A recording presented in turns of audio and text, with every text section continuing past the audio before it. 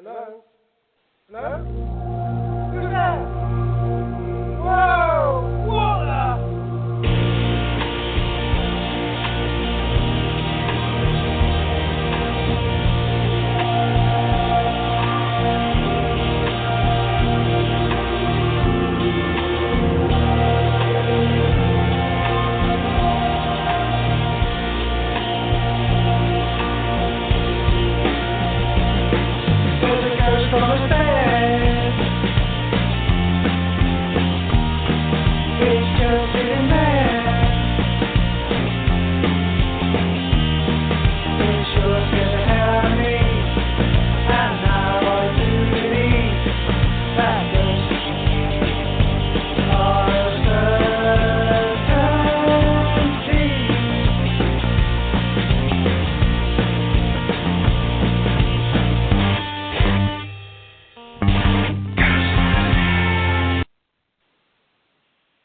Sup, everyone. Welcome to another night of Ghost Chat Radio.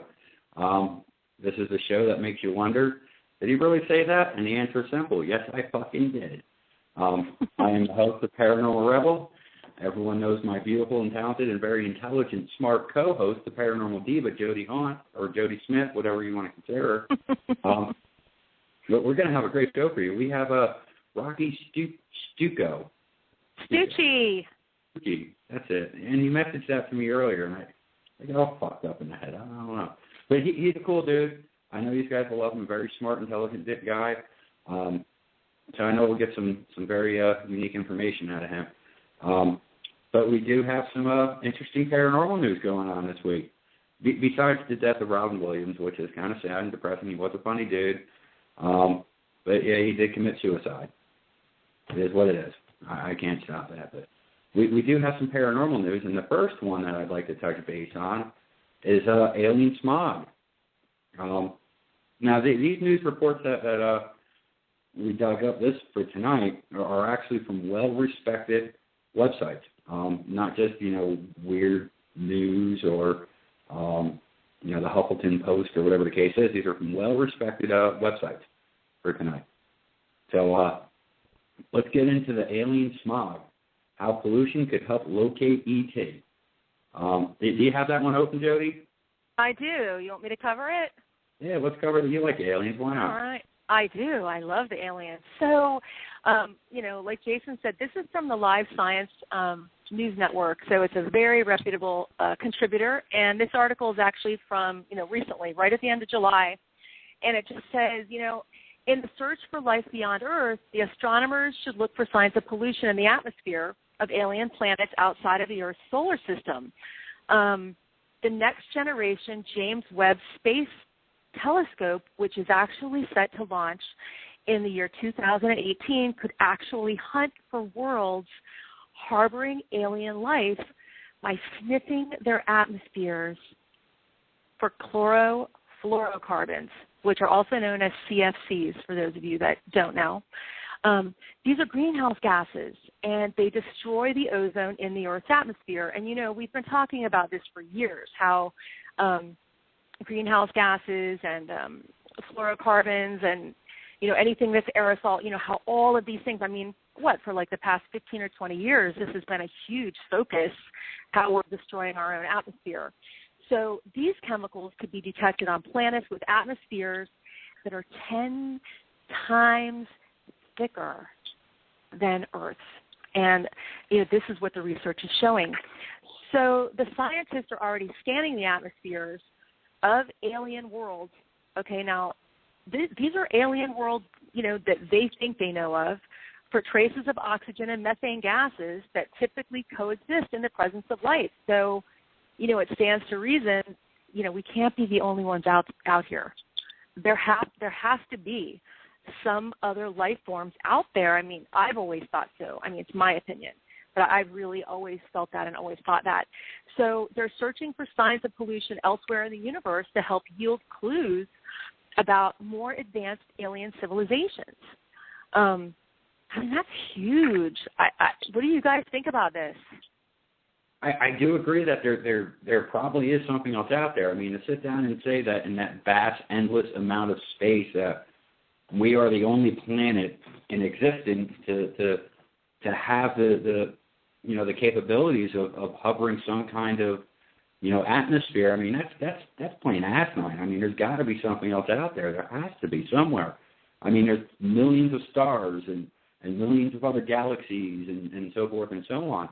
So, I mean, I think they're on the right track as far as doing that, looking for something that could sustain an atmosphere. I think that's the right track of trying to find other life forms that are out there. What do you think, Rocky?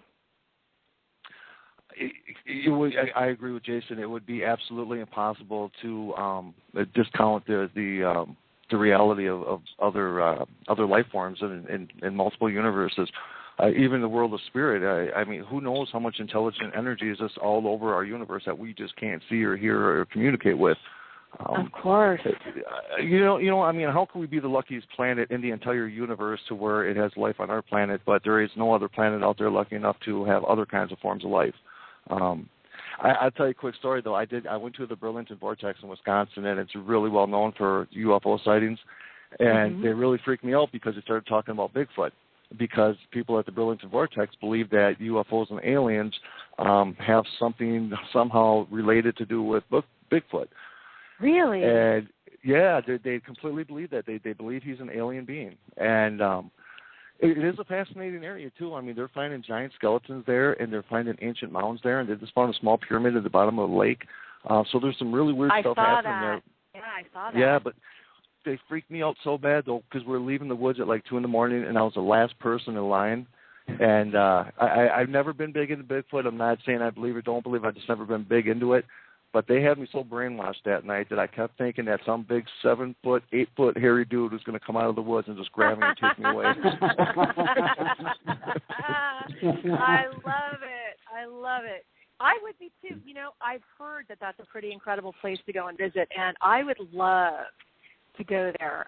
I would be fascinated to go there, and I'm with you on that. I'm not saying I don't believe in Bigfoot, and I've got a lot of friends that are so into Bigfoot, and I've been invited, to go on some Bigfoot hunts over the years. I've never seen anything, but it is fun to go, I have to say. But I just don't know. I don't know. There has to be something that people are seeing. Yeah, I agree. Whether or not they came to this planet, I have no idea. But as far as life forms outside of our own existence, I think it's quite possible. And I think that, it's pretty natural for the scientists to want to try to figure it out and see what they can find, because, well, let's just face it, as human beings, we're curious motherfuckers. So, I mean, it's pretty natural to go ahead and try to, but I truly do believe that there very much well could be something else out there beyond our existence. We just can't see. I mean, the Hubble telescope, if I'm not mistaken, is just barely piercing our own galaxy. And, sure, that's pretty big, but, space is endless as far as we know. So, I mean, there's got to be the chances of something else out there. Has to be. Absolutely. I think you're on the right track with trying to locate other life forms. And that's cool. It's cool to sit down and see science taking that initiative. Were they talking about, where are these scientists from? Are they from the United States, or are they from somewhere else? Where are they from? It doesn't say. I believe they are from the United States, though. I believe so. I just posted all the news articles that we are mentioning tonight. I am posting right on the fan page, the website, great. so people can go ahead and check it out for themselves. So if you're interested in learning more about this, just go to the Ghost Chat Radio fan page on Facebook, and I am posting all of these news articles right up on there so that you can go ahead and look for yourself, and maybe learn some more about it, or give you a hint on where they can lead you into other information that might be useful towards your particular research. Right, that's a great idea. It is. I thought so. I got them every once in a while. But let's go on to this next one. Neuroscientists hack dream with tiny shock. Again, this is a well-respected website, so this is actually kind of interesting. It's not really too weird, I can say, but it is interesting. Yeah. Let me find the beginning of this one. Here it is. All right. oh, to be a lucid dreamer, it says, to be fast asleep at 3:30 a.m. and then realize I'm in a dream. I can walk up these stairs, jump off the porch, and start flying. Why not? It's a dream. Lucid dreams have been lit up the big screen in movies such as Pan's Labyrinth and Inception, but the ability to control dreams, the hallmark of lucid dreams, is quite rare in real life. Now, German neurologists have taken a step towards giving this elusive power to some run-of-the-mill dreamers.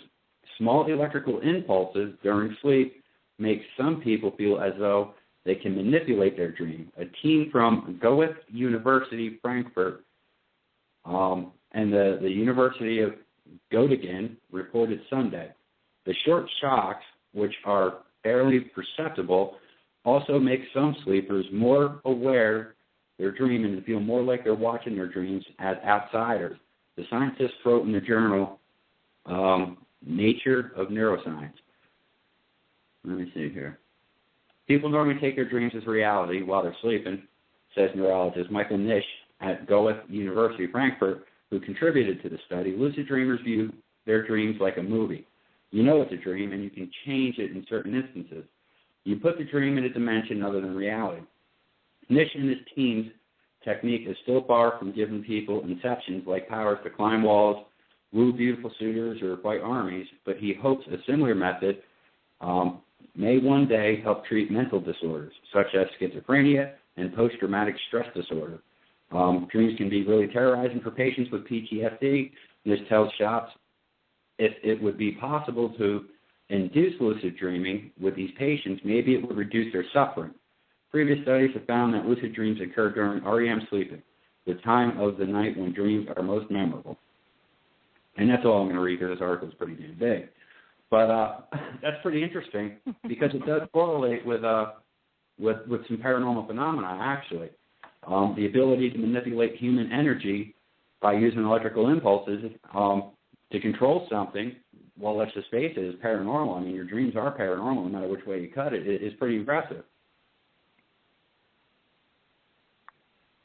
I mean, there's a lot of people who will say they never have lucid dreams. I remember a lot of my dreams. I actually keep a dream diary next to my bed so that when when you wake up during the night and you're having a crazy dream and then, the next day sometimes you don't remember it, a couple of hours later. So I always like to stop and write it down when I have something particularly weird going on, in my dreams. But so many people say they never remember their dreams or they never think that they have lucid dreaming. But, I think everybody does have it, once they hit REM sleep. They just don't remember, Yeah. Oh, absolutely. Absolutely. But this article is more about, being able to control that. They're saying that, you don't have no control over what you're dreaming and how you're dreaming. It just happens. And wouldn't that be incredible? That would be so incredible. Yeah. That would be fantastic. And again, I think that correlates with paranormal research as well. I really do. What do you think, Rob? I know that it's not so much the dream state, but there's a lady, she went to university, and she said that she would have out-of-body experiences all the time, that she could astral project. And she was very good at it. She would be able to talk about locations that she would have no clue what they were, what they looked like. So this university actually did a brain scan on her while she was having her out-of-body experience, and the results were actually phenomenal. And last March I posted something on my blog about that story, and it was really interesting to read. And I like the fact that Western doctors, they don't put a lot of credibility into this. It's a lot of these doctors in different countries that are the ones that are actually doing a lot of this research. And it's so this true. was actually done. It's unfortunate because there's so many researchers here that get paid to research specific things, and they're not allowed to explore their everything that they want to research. But what they got back was phenomenal, and it was really interesting. And there's another doctor, too, regarding out-of-body experiences, because a lot of doctors say that, when we die, our brains actually stay active for 4 minutes, 5 minutes after death.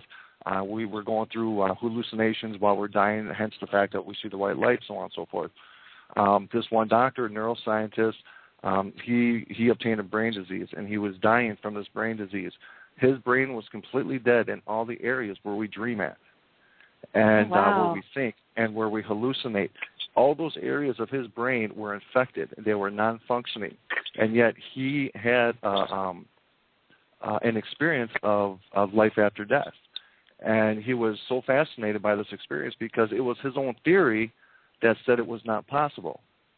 But then he's the one who, it was almost like it was a sign. It was almost like it was meant to happen to him to show him that it is possible, to show that the brain can be completely dead, but yet we still have intelligent conscience after we leave our body. Yeah, absolutely. It's a pretty interesting, research that these scientists are going with dealing with specific parts of the brain and how they're actually firing to make, yourself hallucinate or dream and so forth and so on. And again, it does correlate with paranormal research. It's nice to hear that it's being done. It really is. Yeah, it does. It does. I mean, yeah, they're looking at it from a more science approach, more of the living rather than the dead, but I think it's connected, personally. Oh, absolutely. I absolutely think it connects, and I do think this would be really incredible for people who have like a horrible reoccurring bad dream that they feel like they just can't get out of, and it's been going on for 10 years, or people with PTSD that have been in the military who can't, who sort of dream about it over and over and over, for them to be able to start to be able to manipulate their dreams.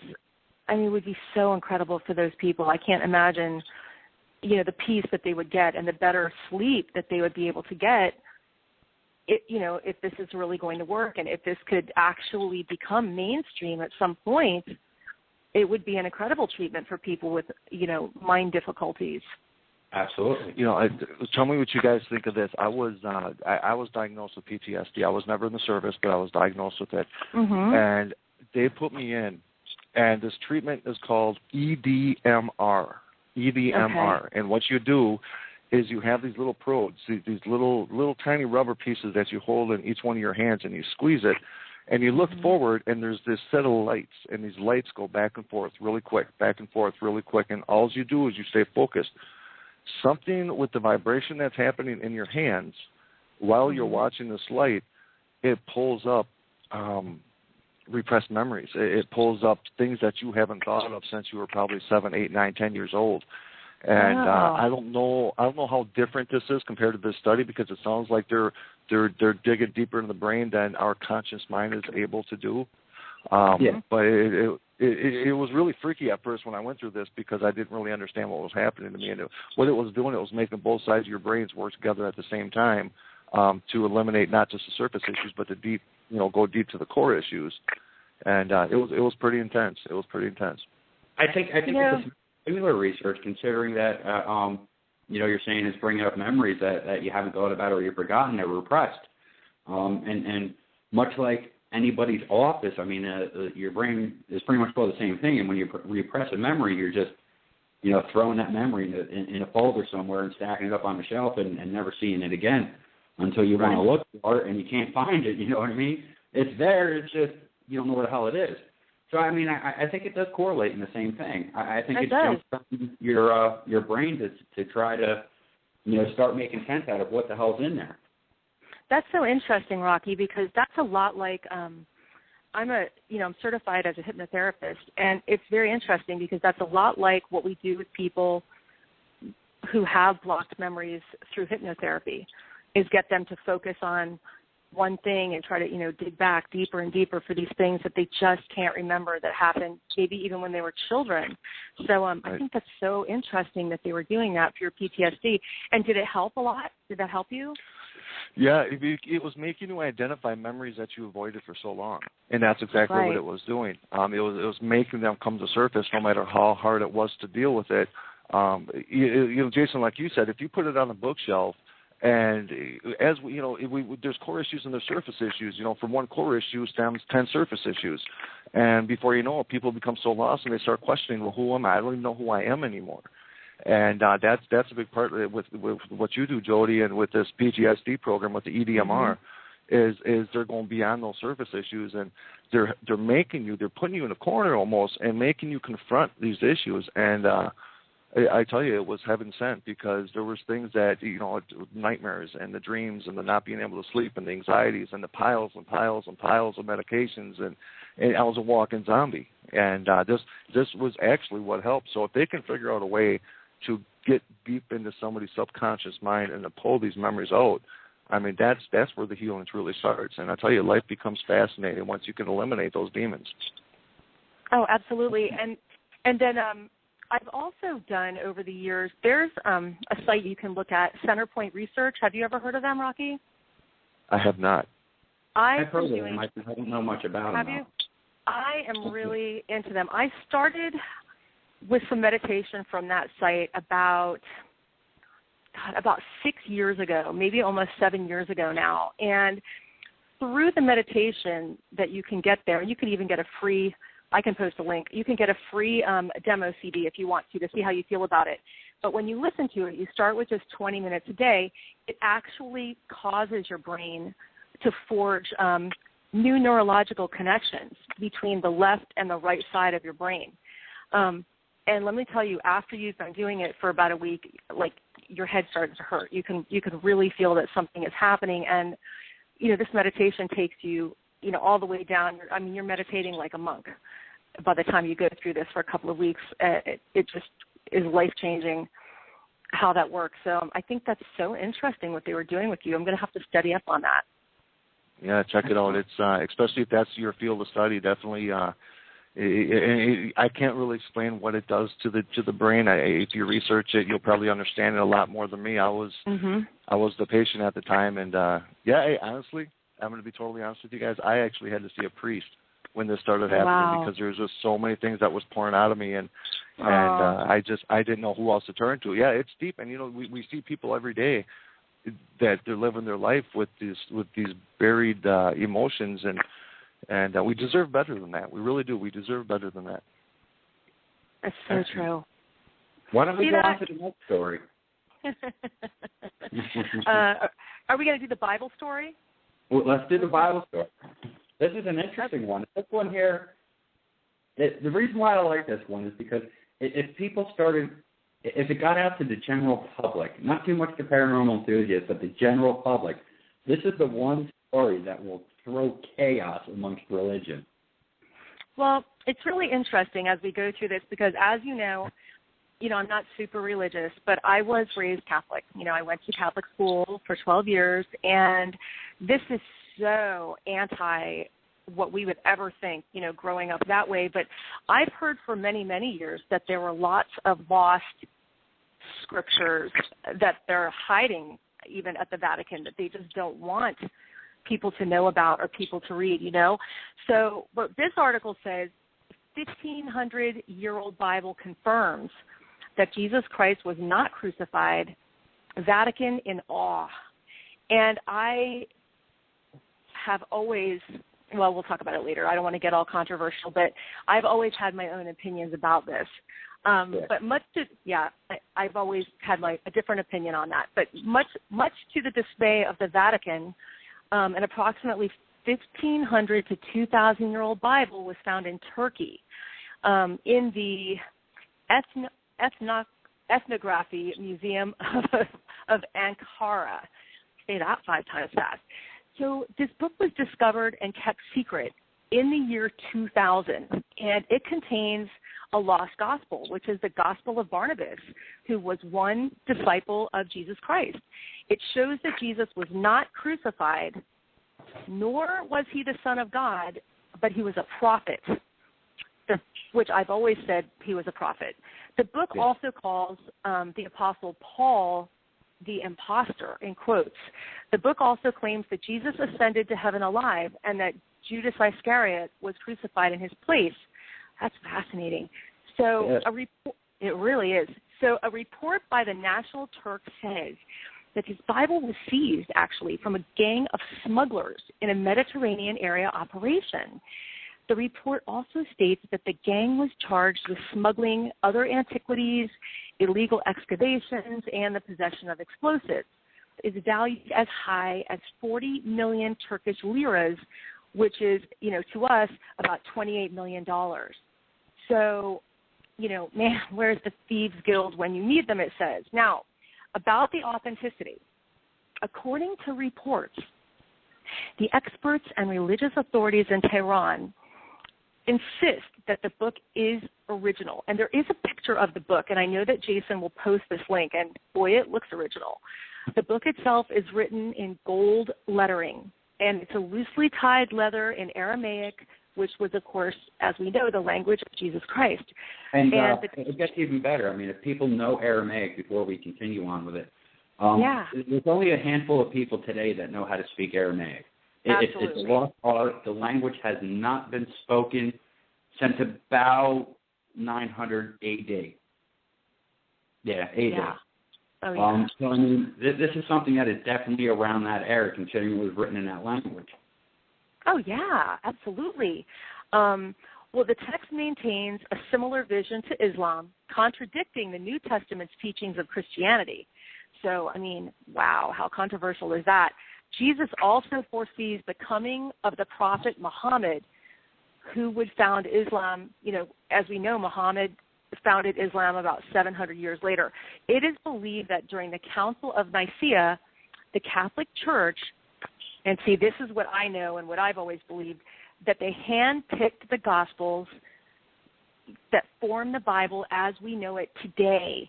Well, and the Catholic Church admits that. The Vatican will actually admit that. They've told people that, yes, they do have these other books that are sitting in the back of the Vatican Church, or whatever the hell you want to consider it, that they will not put in. They say it's irrelevant to the story. That's what they say. Because they want to interpret it their own way. And, I mean, if you leave something out, to me, it's completely relevant. I mean, come on. So they omitted the Gospel of Barnabas. They just weren't in possession of it. So among many others, as we know, like what Jason was saying, there's other scripture that they're hiding at the Vatican that have never been released. And I know that some of it is because they don't really want you to know the things that it says there, because it contradicts the teachings that, I was taught and brainwashed to learn, as one person, as a child. So they favored the four, how do we say this, canonical Gospels of Matthew, Mark, Luke, and John, which we know are, the Gospels that everyone knows. Many biblical texts have become the surface over time, including those of the Dead Sea, Dead Sea Scrolls, and the Gnostic Gospels. But this book especially seems to worry the Vatican a lot. So the Catholic, they definitely have their attention on it. Oh, yeah. I mean, anything that's going to be contradictory is going to get the attention right away. And, so the Catholic Church wants in, So, I mean, what does this mean to the Christian-derived religions and their followers? I think if the truth of this book actually gets out, and I don't want to say this because it's kind of rough, but if the truth actually gets out of this book, and you're gonna want to see an uprising amongst the people against the Vatican and other sorts of big religious figures. I don't want to see that. Believe me, I prefer to keep the peace. But let's just face it. I mean, everything that you were taught, everything that you believed in, is now upside down. Right. I mean, absolutely. I mean, there's wars going on right now because of religion, because that land was holy and that land was not holy, and that land's holy and that one's not.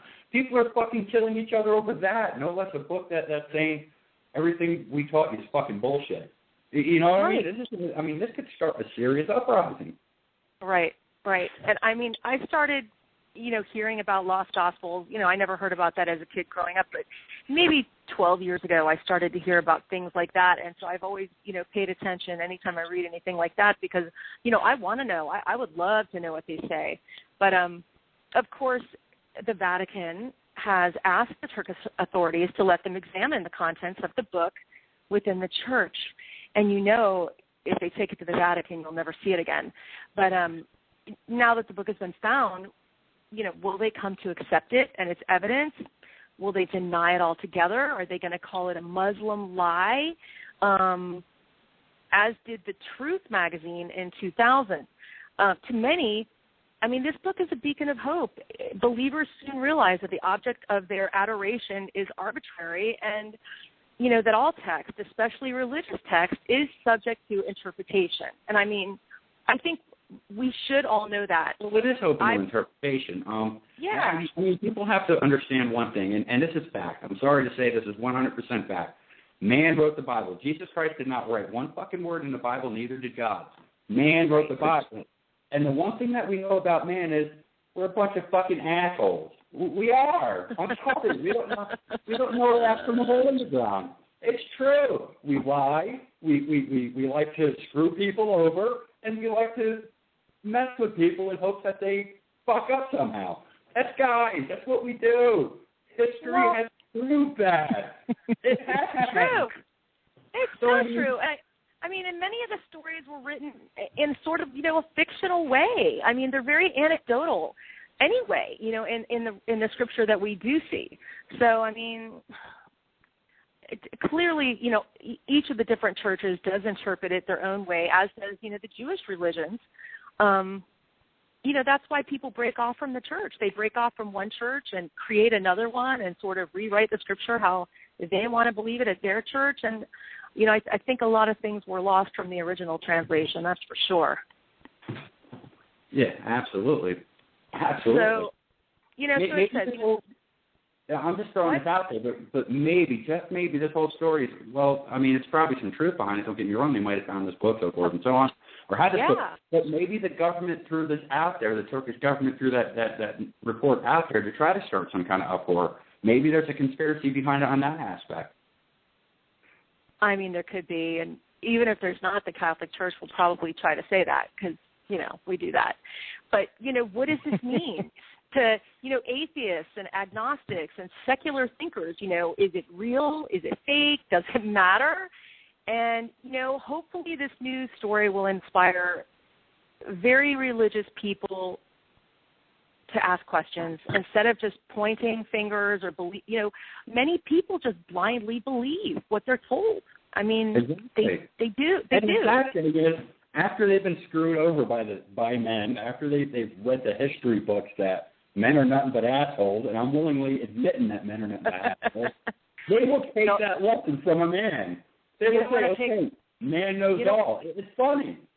Yeah, you don't want to take me there to that men are assholes thing. Don't get me started. Don't get me started down that road. What do you think, Rocky? Rocky, yeah. Okay, a couple things I just want to say. When it comes to biblical references, when it comes to different religions, since the beginning, since the time of Moses in the Old Testament, it has always been used for power, for control of the people, for fear. We're not supposed to fear our God. We're supposed to love our God. But today, and for thousands of years, people have been taught to fear God. And some of the most religious people I know have the most hate in their blood. And I think that's the opposite of what the true message of the higher power really is. Moses, he was an Egyptian pharaoh. He was an Egyptian pharaoh until he was 40 years old. He killed somebody. Mm-hmm. He disappears for 40 years, and he comes back when he's 80 years old. And, the staff that he used, he had a serpent on it. Moses knew exactly how to control the masses, and that's exactly what he did. Now, this is an interesting fact. There was, before Jesus, there were 12 other people that were prophets that were born of a virgin mother, that created miracles, that died on a cross, and that rose the third day after their death. There was 12 other people before Jesus that lived the identical, exact same life as Jesus with the exact same story. 12 people. It dates all the way back to 3500 BC. And where is the writing about that? I mean, there's no mention of that with any of the Christian religions. Right. Even in the book of Enoch, there's so many people. I grew up Catholic, and there's so many people.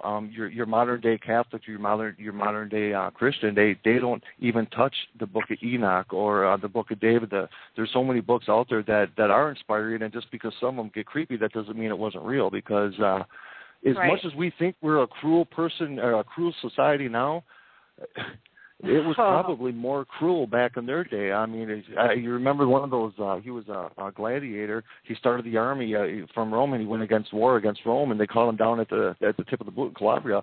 They sat there with every one of his soldiers. They made a cross, and they crucified a guy on a cross, and they put the cross up every 20 feet all the way to the city of Rome. I mean, that's not cruel. I don't know what is, you know. So ever since there's been gods, and the Prophet Muhammad, you know, he was a regular man. He has a seizure one day, disappears in a cave, and he comes back and he talks to God. Moses said the same thing. Moses said that he was the only person that could look God in the eye, and nobody else would, and if you look God in the eye, they would die. So it's always been about fear and control of the masses. That's all it's always been. Oh, I agree. Absolutely. And, you know, don't take me to the way that they wrote about women back then in all of those. Right. Oh, and don't you find it funny? Women were literally written in the worst possible ways you could ever imagine in the Bible. We were dogs. We were dogs in the Bible. If there was any family out there that truly follows the book of the Lord, in quote, big quotation, you would treat your wife like a fucking servant than anything else. It's so true. It is. I told you this was a good story. It's very controversial. It's very interesting, I think. I'm going to definitely, Dory, I'm going to want to know, you know, what happens after this. Yeah, I agree. I would love to hear more and find out more about this book, in my honest opinion. Mm-hmm. You know, did you ever say, you know, when you were telling me about you know, this gang or this organization that was after all this religious artifacts, you ever think about who hired them to do that? Because I don't think just some thug group would get this kind of information and to go seek this at whatever cost.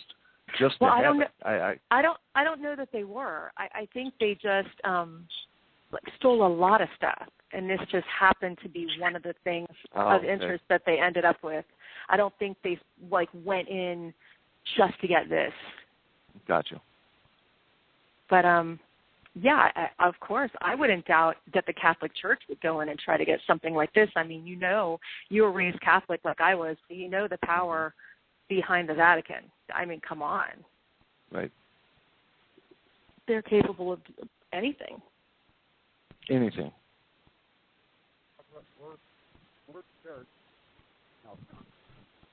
What?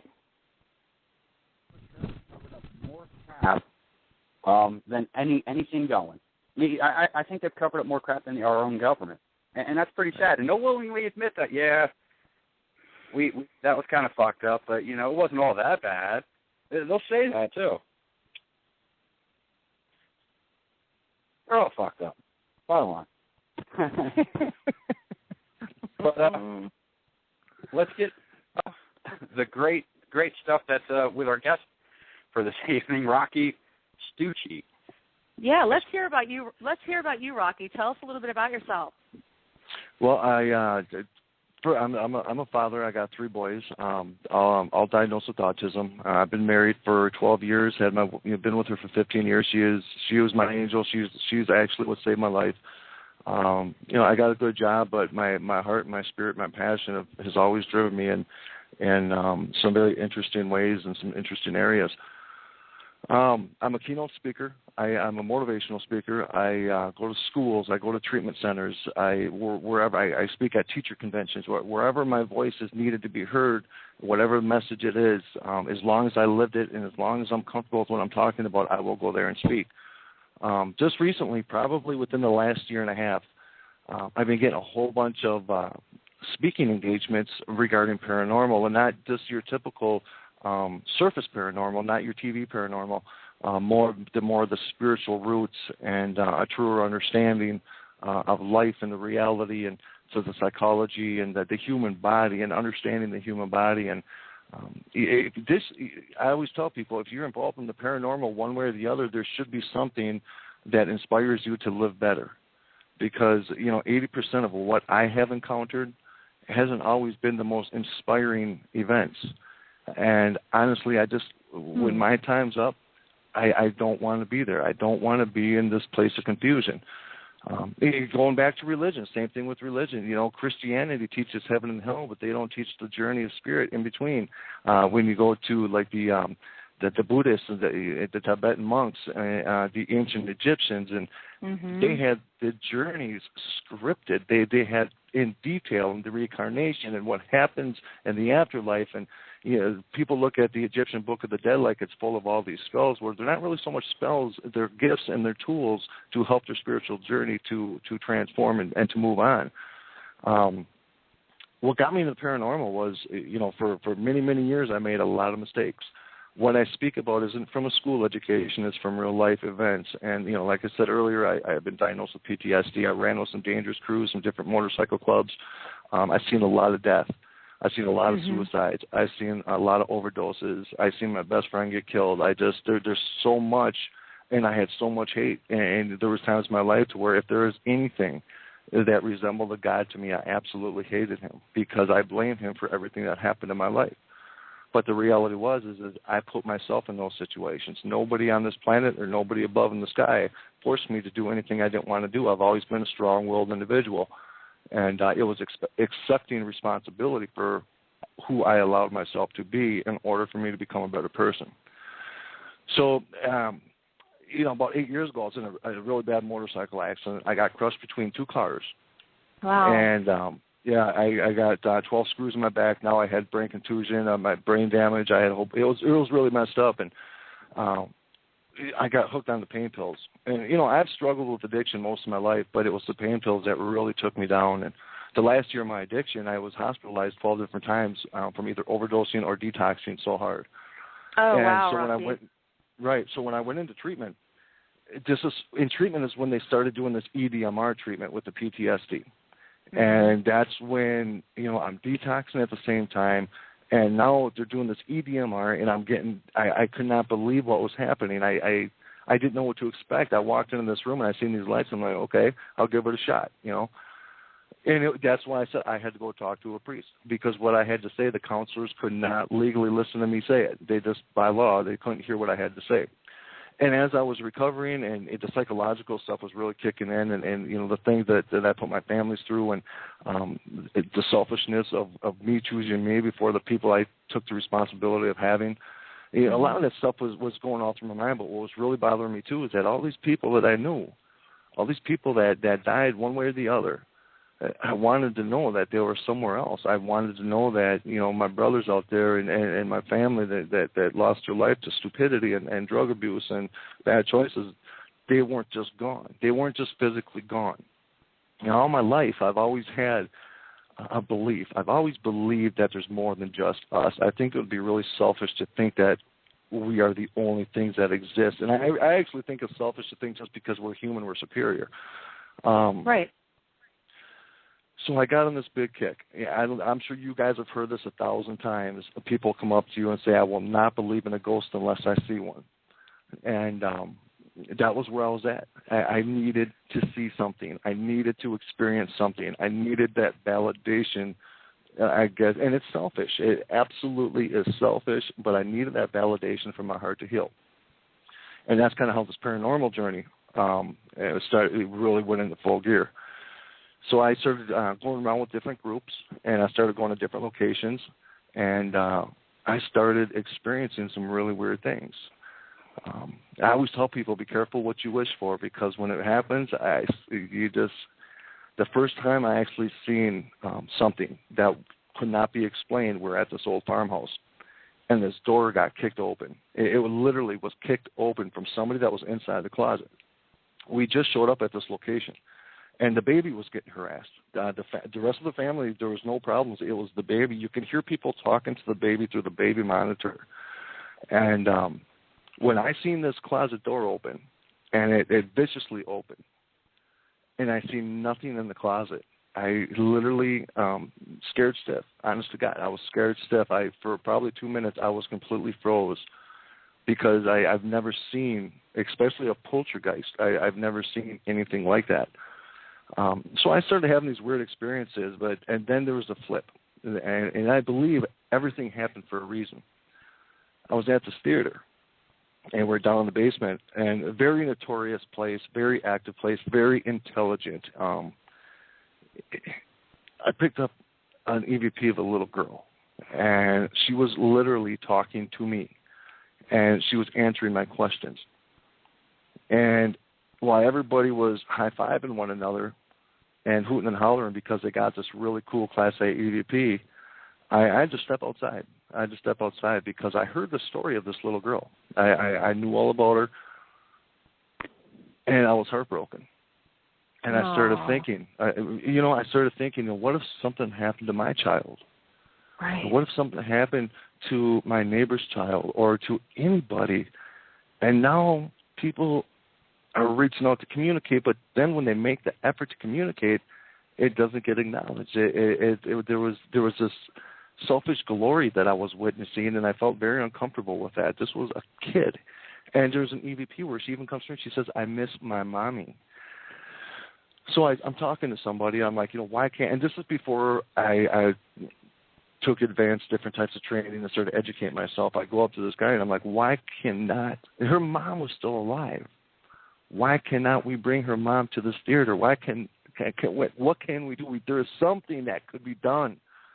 But the owner of the theater would not allow it, and she wouldn't allow healers in there because that was her business, charging groups to come in there and to communicate.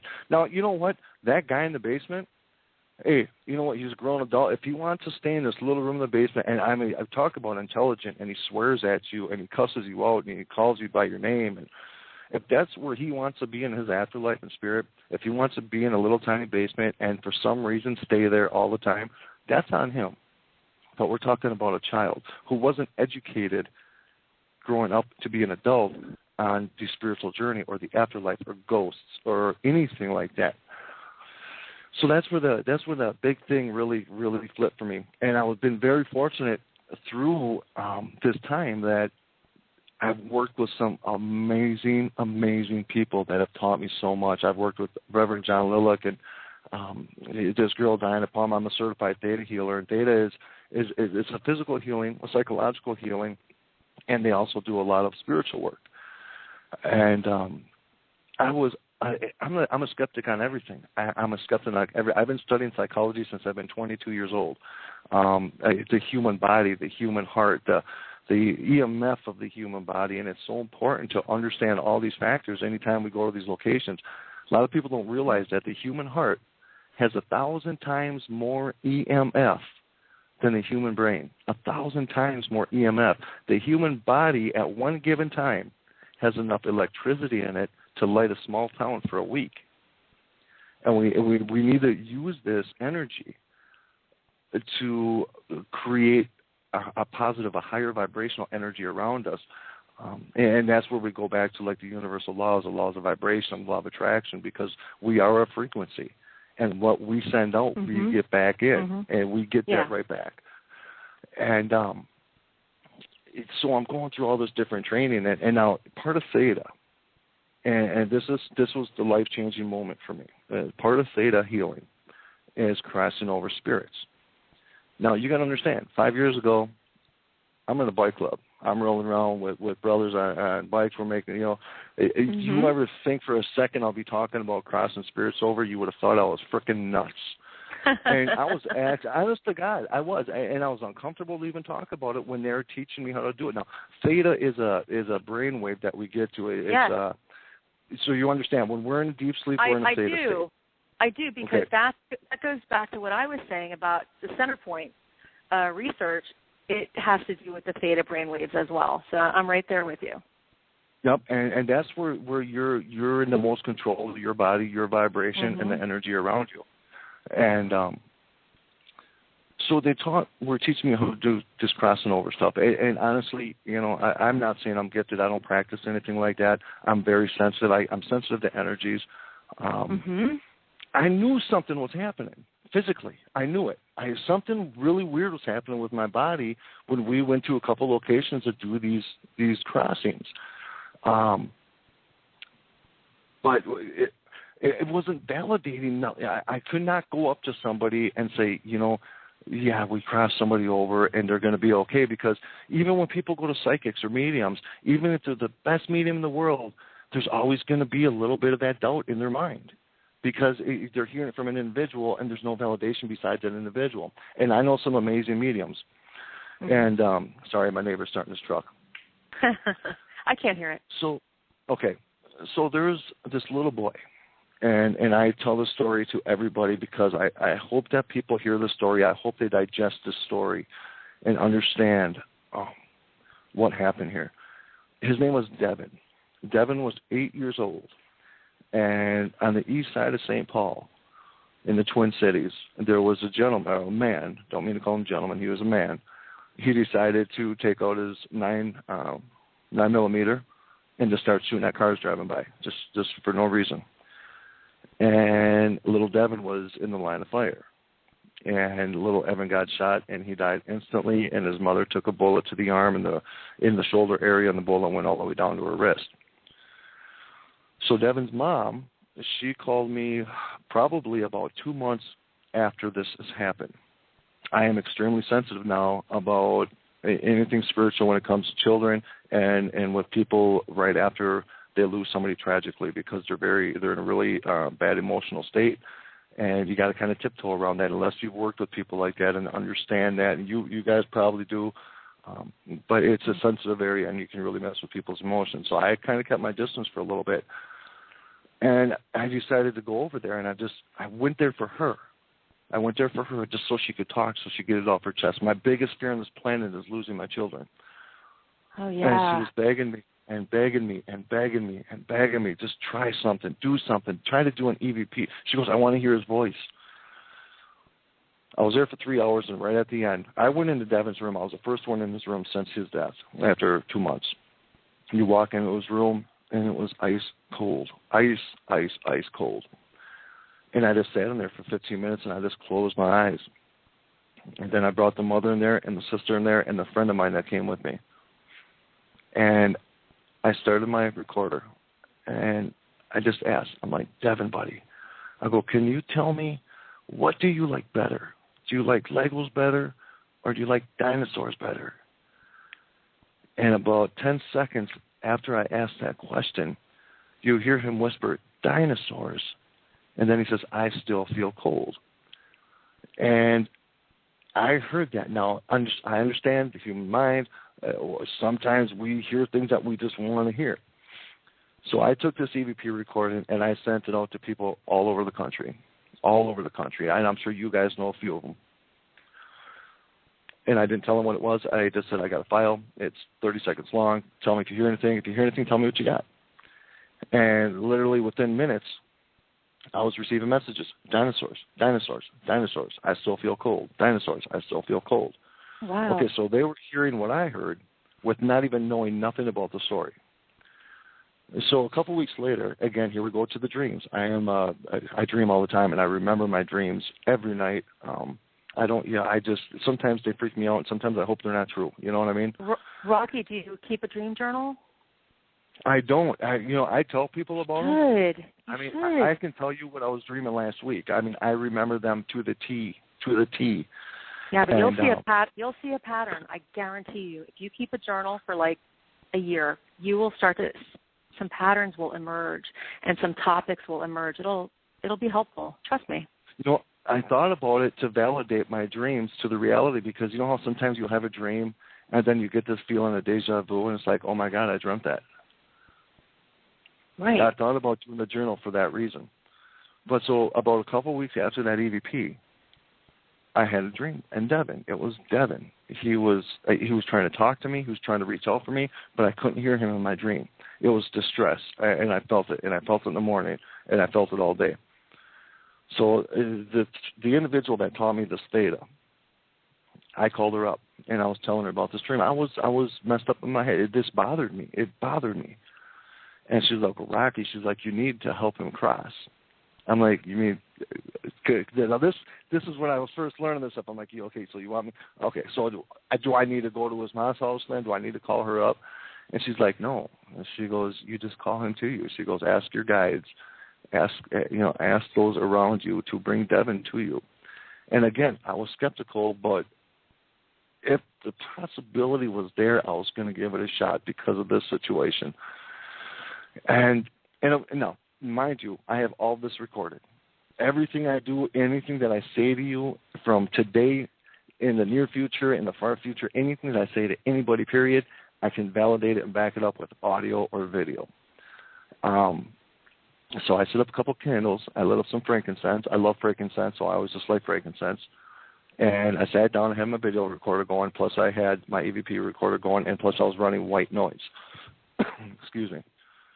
And I started explaining. And we have energy here because we work with it all the time. It's always around. We're very conscious that it's here.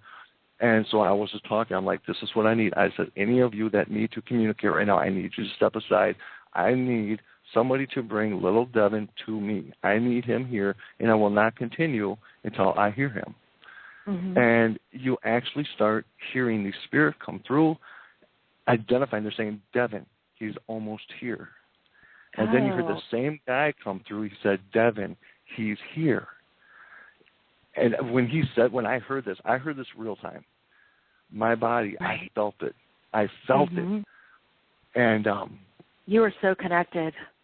Well, yeah, and this is why it was a life-changing moment for me, because it proved to me that yes, I was feeling one thing, but now I actually heard it, and it's validated what I'm feeling, and my belief system this day it times by 1,000. It was an unbelievable experience, emotional experience, and then so I go, Devin, little buddy, I go, do you remember when I was at your house talking with your mom?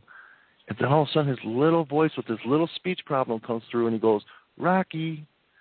And I heard him say that real time. And I'm like, okay. And then I started explaining what I'm doing. This is what I got to do, and this is what's going to happen, yada, yada, yada. And then all of a sudden that same guy comes through. He goes, Devin, he's tense. He's nervous. So I explain to him again, don't be nervous. And I'm trying to make a long story short here. So then I go into theta. And once I go into theta, it's not a trance state, but you're in your mind now. You're in your mind, and you're producing something outside of your body. And it's an intense energy, and we all have this capability. Absolutely. We just need to believe it. Everything is in our intent, and that's a big.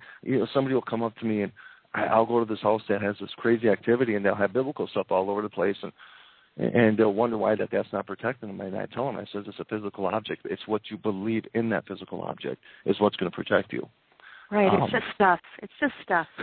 Right. It's the belief you had to have in it, and that's what manifests that reality. And so this audio is running. Now I'm in theta state. My eyes are closed. I am completely deep in my mind, and I'm manifesting this energy. And you actually hear spirit coming through, and they're talking about angels. They identify light, and then you hear, now this is the weirdest part, it sounded like electricity. It sounded like electricity talking, and it came through, and it goes, it's time to go to heaven. Oh, wow. And that's exactly how, right, and I'll send this to you guys just so you can validate this story for a future reference. I would love it. I would love that. I mean, I still listen to it this day, and it gives me chills, and Devin, and see, this is my belief. The way words to me are ghosts, energies that are still on our plane of existence, and then there's spirit. And spirit are a very high vibrational state. They're all over the place. They travel in the Earth's EMF. They can be here and there in a matter of an instant, And he comes here. He comes here all the time, but his energy is completely different. Now, when they reference heaven in this, I've thought about this heaven part. Is heaven just a way for us to understand and identify a better conscious state in the spiritual realm? I thought about that with the word heaven, because some people believe in heaven, some people don't. Some people believe in angels, but they're talking about angels. So these references, and this is where I really got into the psychology of the mind, and are we manifesting? And I can get into something here in a little bit regarding our minds. But a buddy came over, and he wanted to try the spirit box. And a lot of people, they doubt it. They doubt the spirit box. Now, what kind of spirit box are you using, Rocky? Well, I have I built two of them. And two of them, they just run straight white noise. That's all they do. And I actually, and then I have the SB7.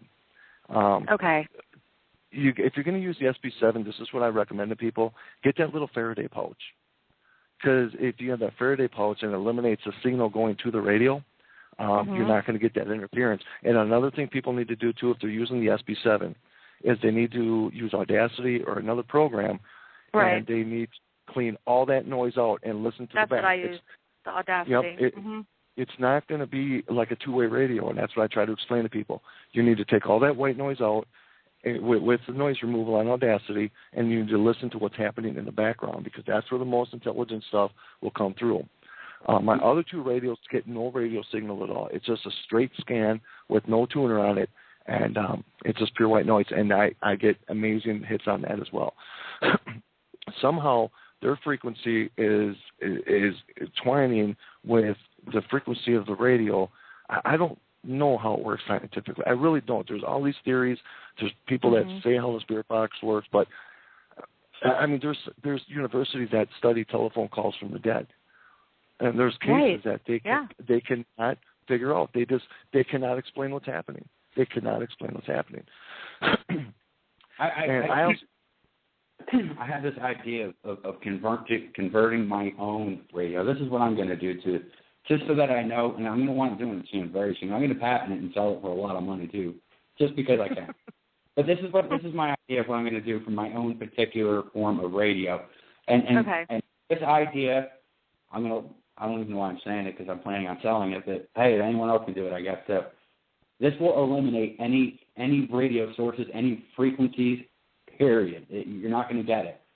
I'm going to get a police scanner and never program the fucking thing, and just hit the scan button.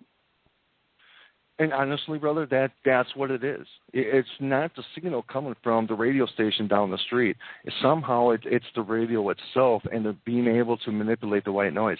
Now, half the world, 90% of the world now does not believe in the existence of light anomalies or orbs. It's a very sensitive word in the common paranormal field. I have video of these beautiful blue lights coming to a spirit box that I was holding, literally touching the antenna at the exact same time that we got a Class A hit on that spirit box. And then we actually watched it, and it goes behind my buddy and goes out the door into the other room. So it's not floating in front of him. It's in a direction. It knows where it's going. And right after that happened, I go, who was it that's over there by Terry right now? And all of a sudden, and I know who this girl is. Her name is Angelina. She came through and she goes, it's Grandpa. She told us. Now, here's my question. If somebody would have took a picture at that moment and caught that anomaly on that film, it would have been debunked by 99.9% of people. Yeah. I know. I'm not. Personally, I'm not big on orbs either. It's not that I don't think they exist. I truly do believe there are energy orbs.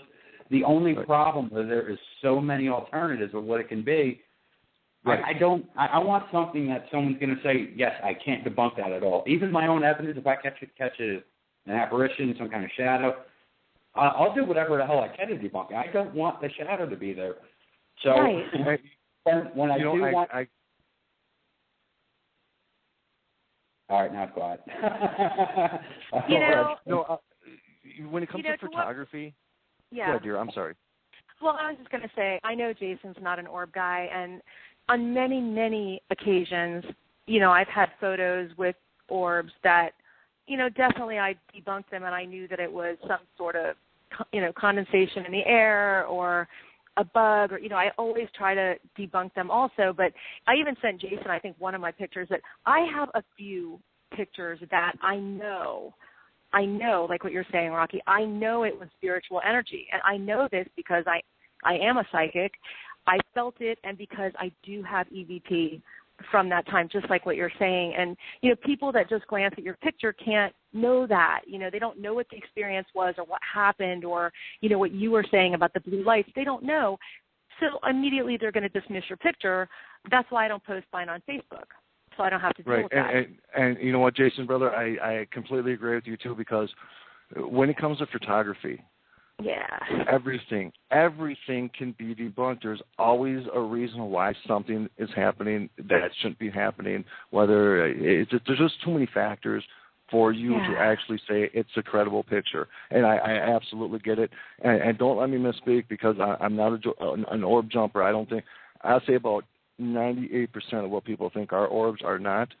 Yes. But there's also that very small percentage. The only pictures I've ever shared of orbs were when I was at the Burlington Vortex, because they weren't round. They were faces with cheeks and eyes and noses and mouths. It was something I've never seen in my life.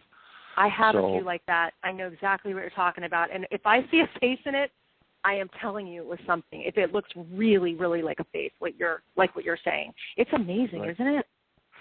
It is. And so the video that I have, I think, is a lot more credible because cool. I've done a whole bunch of stuff with going into the woods just to film bugs. I wanted to film bugs and mosquitoes and moths, and a lot of people think that a moth is a fairy, and so I just wanted to see through a lens what all this looks like, whether it be a night vision or a flash in the middle of the night. And we need to know that. It's important for us to know what pollen looks like, what moisture looks like, what dust particles look like. But when you have video... What no one has actually tested was what does an energy orb look like. And I think we can artificially create one if we wanted to. I think we should try to do that, try to create some kind of artificial energy orb. And then, that way we have something that we can look at and say, well, it should look something like this. This is what I'm probably going to try to look for. I love that idea. It is a really good idea. Try it. I've never tried. I don't know how to do that. I'm not a scientist. Well, I'm sure Jason can figure it out. Yeah. The idea is that we're investigating, and I'm sure Rocky will agree, that the theory is that it's EMF, right? Mm-hmm. Right. The complete theory. Now, EMF, all that EMF is a low voltage AC current. Exactly. So I'm guessing what you can do is maybe hook some jumper cables up to your car, don't turn it on or anything, and just create the sparks, because that's what that is AC current. Right, okay. Yeah, so what you're trying to do is create electricity to go airborne, is what you're trying to do. That's what you're trying to do. And you can take the faintest one that you can get, the faintest orb that you get out of that experiment, and say, hey, this would be something that we should be looking for with orbs. Something That's a great similar. idea. Not exactly, but something similar. Right. That's a good idea. That is a good idea. I'm not going to try that, because with my luck, I'll, end up shocking myself and be in the hospital. But I'm going to let you do that. I want to see.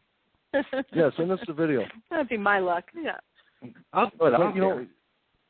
It was really so this whole Devon thing and working my way up to these experiences and doing this crossing thing, it made me look at things completely different. And then I started studying because I'm sure you're very familiar with different types of scrying, water scrying. Oh, absolutely. I do mirror scrying. Mm-hmm. Yes. Oh, the first time that I ever did it, I did it with this lady, and we did it. It was me and her with the candle in front of us, and we look at each other's third eye. Mm-hmm. I flipped my frickin' mind, man. I don't know what happened, but what I was looking at really freaked me out, because I did not expect to see her face transform. And then I started doing research on transfiguration and all this other stuff. And I mean, there's some weird stuff happening out there, but I guess it's not weird because I enjoy it, because it's a spiritual side. But people don't really know what they're getting into. They can get really freaked out, like going in the bathroom in the mirror and doing something like that, or water scrying. And this is where I started doing all this research on the power of thought and the power of intent. How much, if any, or is it all part of what our mind is manifesting? Even quantum physics says that our thought alters our universe. Absolutely. Absolutely. I believe that 100%. Right. So is this something from past life? Is this something coming from our subconscious? Is this something that we're thinking about so much that we manifest it? And then I started putting that together with investigations. When I'd go to these locations, I would get as much information as I could about these locations before I went in. But I was getting these very credible EVPs. I was getting some very good stuff to consider something to be different. But then their theory was coming out of, what did you know? Did your thought create that? Is that what you want to hear? So I stopped doing that. I started going into locations blind. Now, when I get a location, I'm working 3 locations right now, and that's all. I need to be at a location multiple times. I don't feel you could be successful if you go one. You could be picking up residual energy and you never even know the difference. Sure.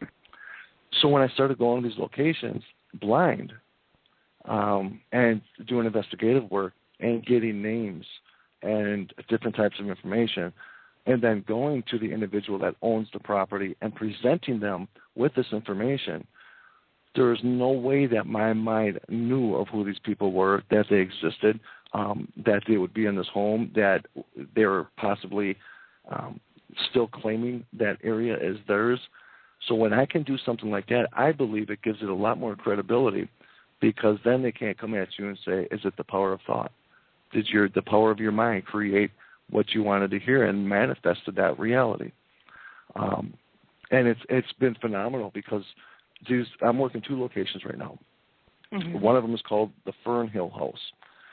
And I'm going to tell both of you guys right now, I don't even know how many locations I've been to. And I've been working the Fern Hill House now probably for 5 months. I have never in my entire life, have seen so much unexplainable activity in one home. Not a business, oh, wow. This is a home. Mm-hmm. So the lady, she got a hold of me. She knew somebody who knew somebody who knew somebody who knew me. And she's a very credible person. She works for the city of Minneapolis. She's very strong-minded. But she's told me that since she's been a kid, her family's the second owners of this home. She said since she's been a kid, there's been an activity in this house. I'm like, okay. And then she goes to tell me that this location used to be a cemetery. I'm like, well, what do you mean? Was there a cemetery by them? She goes, no. Where our garage is and where our home is, that was the burial grounds. And the city moved the cemetery, but they didn't get all the bones. So when they were building the apartment building next door, the construction company had to stop construction because they were pulling up human bones. And obviously, as you guys know, that's a very sensitive subject, and the city came out immediately to try to figure this out.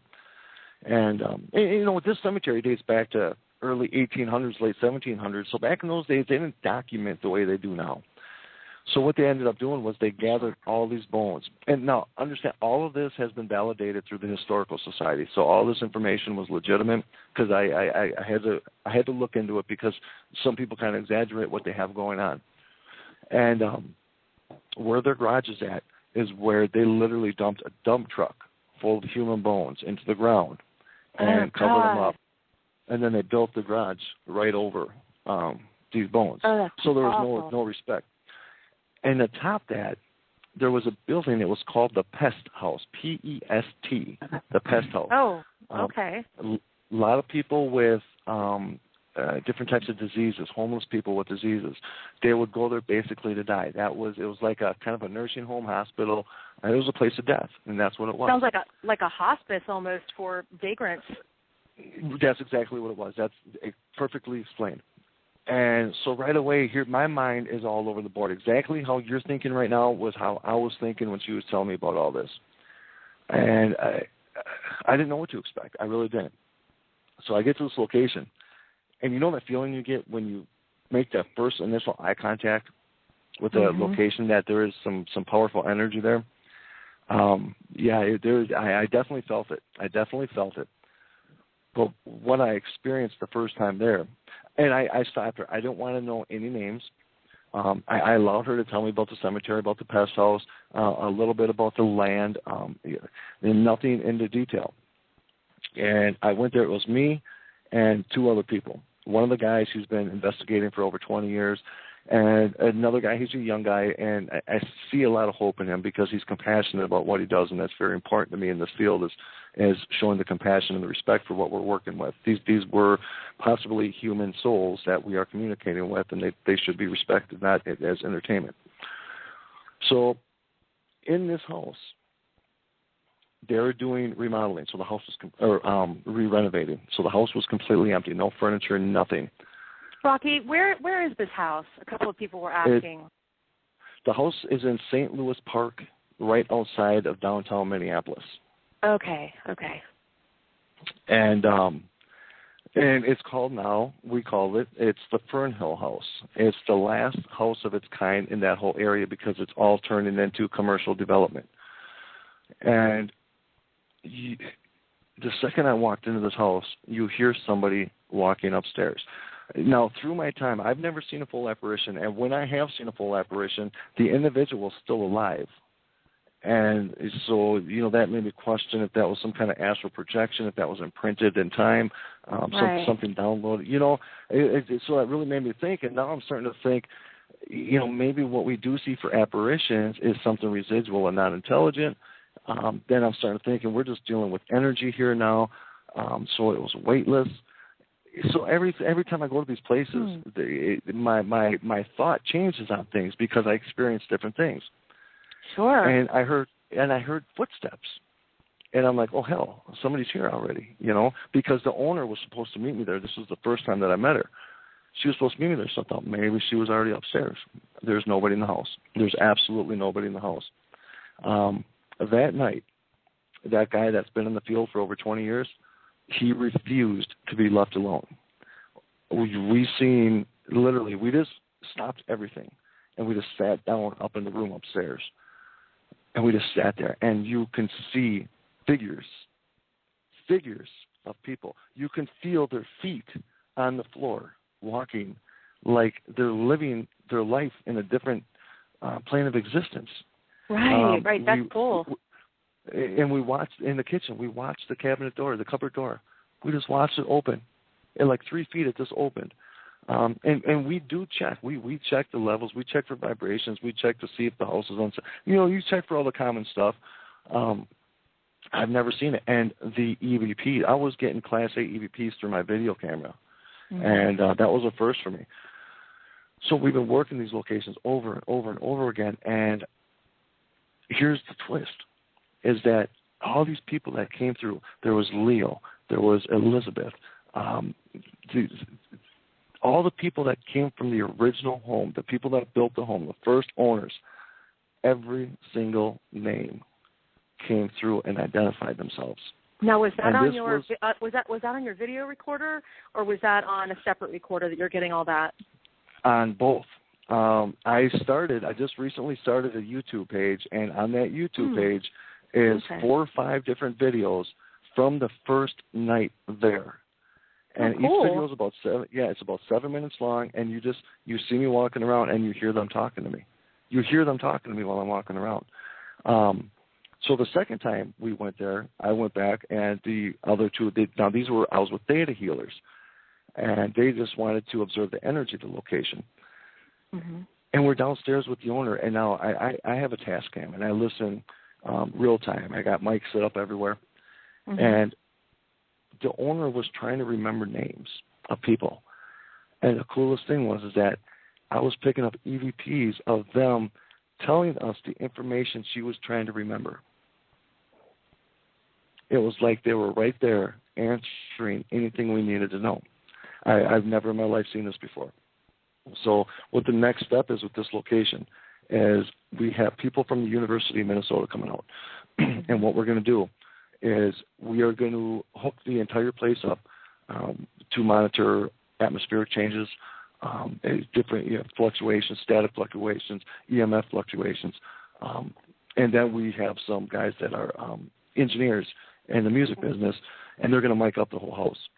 Awesome. And we're going to let that house, and we're going to let that house go like that for 2 days with nobody in it. And we want to see what happens in that house when nobody's there. Because the thing is that the owner, she wants to move back into this house. She tried to have renters. The longest a renter has stayed in this location has been 2 months. They do usually because, honest to God, guys, I'm telling you, so it doesn't matter who's there. It's just really an active location. That's crazy. Well, it seems like, because if you hear the story, like when the owner that I deal with now, when her mother bought it, prior to her mother, the original owner had like 10 offers on the home, and she refused every offer. And she accepted the lady I'm dealing with now, her mother, she accepted her offer. And the day of the signing, the original owner, she died. Oh, wow. And, so it was like she was picked for this house. So anytime somebody from the outside tries to move in, they get driven out. And so this is what we're trying to do, is she's not asking for it to be cleared out. She's not asking for us to try to disrupt the energy there. She's trying to get a better understanding of what it is they want and why they're there. that's their home. And for what I found out about the original families, they were amazing people. They helped people out. They're a big part of the community. They had so much pride in their home. That's where they want to stay. I don't believe they have a high vibration, though. Their energy is very easy to pick up. Even if you don't believe in ghosts, you could be the biggest skeptic in the world. You can go into this house, and you just will not feel right. The downstairs in the basement is, I would say, probably a little bit more dangerous because who's ever down there, I don't believe him to be part of the family. He don't want nobody down there. And you feel this energy. And if you're a sensitive or a medium, it gets you sick. It gets you nauseous. And it does, your body reacts to this energy. You know how sometimes when EMF in a home, there's just too much EMF in a home, people get sick. That's that feeling you get. So it's a fascinating story, and I just don't even know where to take it from here with this home after we do these recordings because we've established who it is. They're not really harmful. I remember the last time I was there, I was doing video, and I was just explaining, and I was just, Helen, her name was Helen. When I told the lady, the owner, I told her, I said, this Helen keeps coming through, not spirit box, EVPs. And she has this accent. She said, Helen. You know, like she has some kind of English accent. And the owner, she's like, I don't know who Helen is. So she brought this big photo album, and this photo album was all these newspaper articles about the cemetery, the pest house, the original owners. It was been put in a couple magazines. She goes and grabs this photo album, grabs it right in about the center of the book, and just kind of flops it open. Bam, bam, full-size page picture of Helen right there. That was crazy. So I was upstairs. This was the last night I was there. Now, this was a few weeks ago. And I was explaining, I'm like, now listen, I don't know how many more times I'm going to be able to come back. I said, so if there's anything, I said, this is your opportunity. Anything you want to say to the owner, to me, what can we do to help you? And all of a sudden you hear Helen come forward and she goes, please stay. She says, please stay. And she said it in the kindest voice. That does something to you, you know, because we know something's happening that science yet cannot explain. Right. I don't know what I can do to prove the authenticity of this. Besides EVPs, and there's no matter what, there's going to be people out there that are going to believe that EVP is just noise, spirit box is just radio. You know what I mean? You know that, Rocky. You can never prove this 100% to 100. I mean, it's never going to happen. There's just always going to be doubters and skeptics and naysayers, of course. Right. And so I did send another guy. He's local here. He has a radio show as well through the Twin Cities. And I needed somebody to validate this. So the very first time I went, I brought that one guy that's been in the business for 20 years now. This guy, he went about a month ago. It was him and another girl. And I was speaking that day at an event, so I wasn't able to make it. So I called him. It was about 9:30 at night. I'm like, so talk to me, man. Talk to me. I was so excited to hear what was happening, you know, because it's like you gain a relationship. When you work a location this many times and you understand the intelligence of the location, you start to accumulate a relationship to where you're starting to understand who these people were. He was still at the back door because the exact same thing that happened to me the first time I was there was happening to him. He said somebody was upstairs. He said somebody's home, and he didn't want to go in. He keeps knocking, but nobody's answering the door. I'm like, brother, listen, is the lockbox on the door? Yeah. Okay, it is. Open it up. Is there a key in there? Yeah. All right, dude. Nobody's in the house. If the key's in the lockbox, then nobody's in the house. And I was on the phone with him when he opened that door, and he was froze because he picked up on that energy. And he's not gifted, but you don't have to be at this place. And it took him probably 10 minutes just to break that threshold, just to get through that door. And so I'm doing that just so people can validate the experience. I'm having the University of Minnesota come in to monitor what's happening in the atmosphere when this phenomenon is happening. And then I got, these radio engineers, these sound engineers coming in, and they're going to mic the whole place up. To me, I don't know. I don't have access to NASA or access to what they use for science to prove this. So this is what I got. This is all I know I can do. But I think getting the university to come in is huge, though, Rocky. I mean, to get them to agree to do that, I mean, they have to definitely feel that you're a credible person and that something must be going on. Well, it wasn't easy because we're using university equipment, and you guys know as well as I do, the paranormal is a very sensitive subject, and I believe there's some people out there that really take away the credibility of the field, and there's a lot of people that are working behind the scenes that are making incredible accomplishments, but getting overlooked because of lack of respect. And and this is another reason why I choose to step up and tell my story. I mean, I can go from being this biker to this guy who has this amazing connection, and I get these amazing locations, and I won't go to the location unless they give me permission to go there multiple times. I just will not do it. And 80% of the places I go to be honest with you guys, the people are psychologically haunting themselves, and they get so upset when I go ahead. I agree. It is true. A lot of the residential places that do get called over, most of them they do have psychological issues. One of the biggest things before I go into a residential case is are you on any kind of psych meds? and most of the times I get a 4-page essay on what meds they're taking and why. And you start looking down on them, and I've gotten this discussion before over the year, and you start looking down at what they're taking, how they're taking it, how often they're taking it, and then you have to go deeper, people. You have to look at the side effects of these medications, and a lot of them will flat out tell you may cause, rashes, skin irritations, hallucinations, bad dreams, constipations. These are the side effects of these medications that they're taking. So, I mean, you mix that in with, whatever the case may be, and of course your house is going to be haunted. I mean, it's not too much haunted. It's, it's rather you're hallucinating it, or the medication is letting you put off too much energy than what's necessary, and you're seeing things that you shouldn't be seeing. They're scratching themselves in their sleep too, Oh God, tell me about it. Holy Jesus. There's two different types of poltergeists, and we obviously know the main one, which is done by some kind of intelligent force that's unseen by our eyes. And then it has been proven at a scientific level that we have actually we can alter the reality. We can make things move around us. There's the absolutely. poltergeist.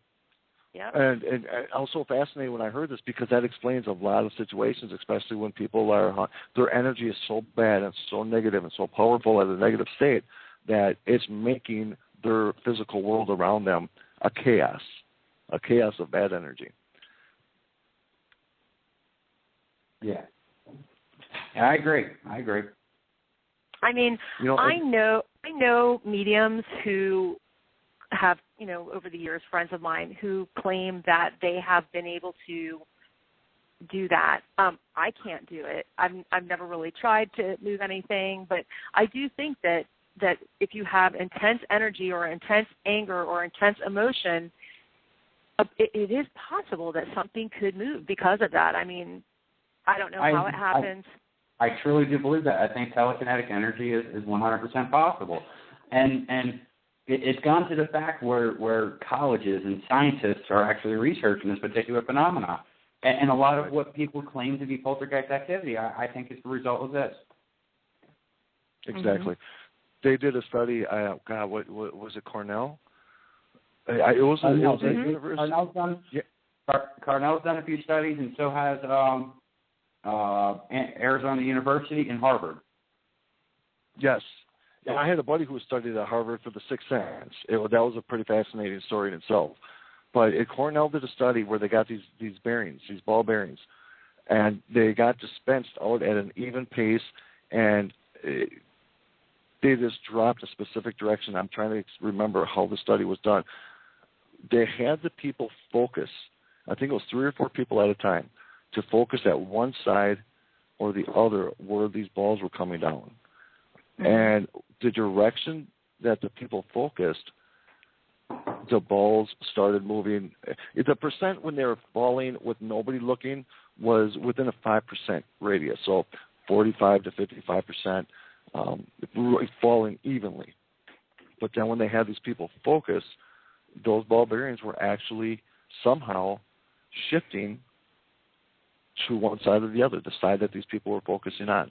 And I think that kind of proves the theory of what we're kind of going at, is that how powerful our thought is, and how our intent is. And I tell that to people all the time. When you go to these locations, it's not like if there's something intelligent there, they're not any less intelligent than they were when they were living. They know what somebody's intent is when they go to these locations. And if you're there at a compassionate level and in a respectful level, I guarantee people all the time that you're going to get more results than if you go there and really disrespect their space. And sometimes you could put yourself in a dangerous spot when you go into these locations. Again, I've always said the energy you put out is the energy you're going to get back. So if you go in there with exactly it. An angry attitude or you're just a dick in general, and I know a bunch of them, you're going to get a ghost, a dick. And I tell people, if you go in there with that kind of perspective and you start using provocation and just being a dick, you got to remember you're challenging something that you can't see. You know what I mean? It's a lose. Yeah, I mean, you don't know who, what, when it was from, what kind of emotions it might have had when it was alive, or how it is when it's dead. Like, I don't do that. I don't like it when, and nobody on my team ever does that. We don't go in and provoke and challenge and ask for trouble. I think it's a very bad idea. Always. It is a bad idea. Get the evidence to support what it is that's in there before you go in there and start being a dick. Bottom line.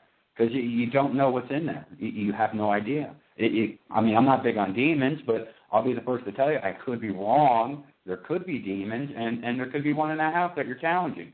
Or you could be challenging Jeffrey Dahmer or whoever the fuck else is a mass fucking weird killer or whatever it may be. You don't know. Yeah. Bro, you know what? I completely agree with you. It seems like everything is demonic these days, and I've come to love that word. I've come to hate that word because it's just something fell off the counter. Well, you guys know exactly what I'm talking about. It's so overused, and this is another part that bothers me. And I'm speaking personally now, and I'm not shooting at anybody, but there's all these people taking these weekend courses to become a demonologist. And if they don't understand, they're focusing on dark energy. They're focusing on it, and exactly like you said a few minutes ago, bro, what you put out, you get back in. And they wonder why their lives are in chaos. And don't you think that people that put that out there, because this is how I am, they're lowering their personal vibration, definitely. Big time. And they're attracting that to them. To me, that's what happens, and that's why I don't recommend that. I always try to keep my vibration as naturally very high, but those people are lowering their personal vibration, and when you do that, you attract bad things to yourself in your life and when you're going to investigate. I completely 1,000% agree with you, and that's exactly what's happening. And then you kind of conversate with some of these people, and they don't know why their lives are in turmoil. Their everyday living. And a lot of people don't realize how much the world of spirit plays in our everyday life. It's always around us. It's always here. We just, excuse me, I just don't know how to get that through to some people. We got called a couple weeks ago from a priest from a Catholic church because his rectory is being haunted. Oh, wow. Now, That's new. That's new. Yeah. It is new. This would have been my third church. I've done a Lutheran church and one other Catholic church in St. Paul, Minnesota. But he had to wait till there's deacons that were living there too, and he had to wait till everybody was gone for a weekend before anybody that I work with. I'm an independent, but I have 2 or 3 people that I exclusively work with because I love their respect, I love their compassion, and their thoughts and beliefs are pretty similar to mine.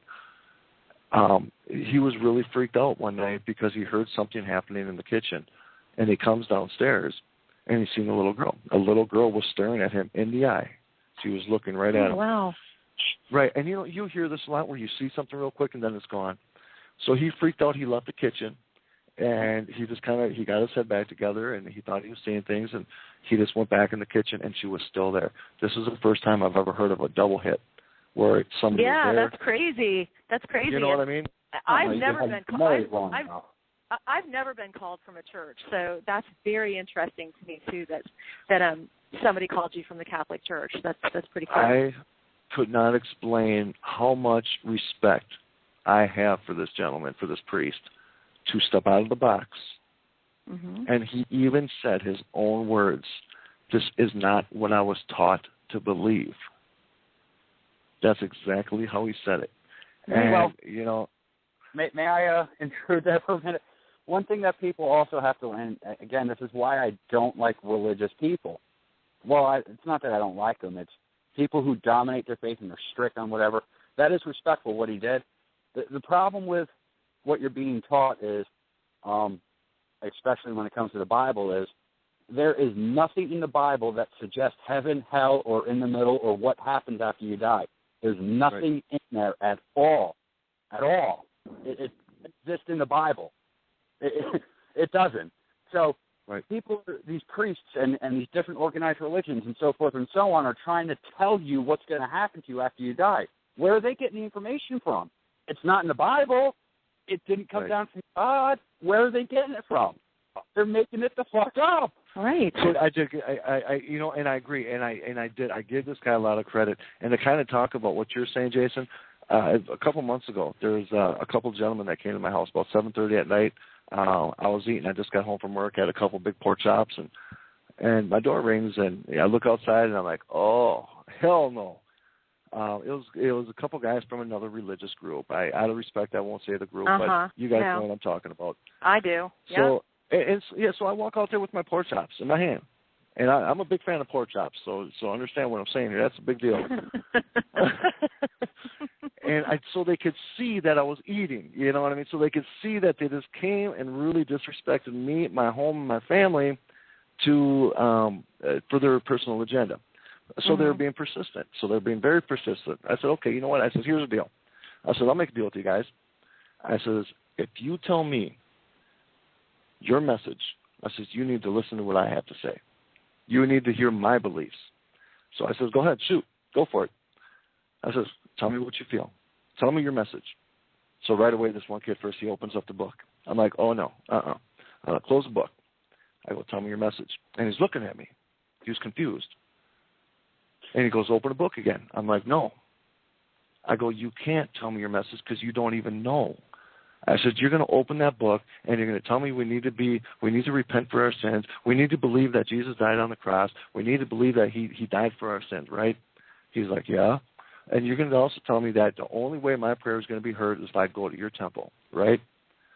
Well, that's what we do. He didn't know. He did not know. He didn't know who he was.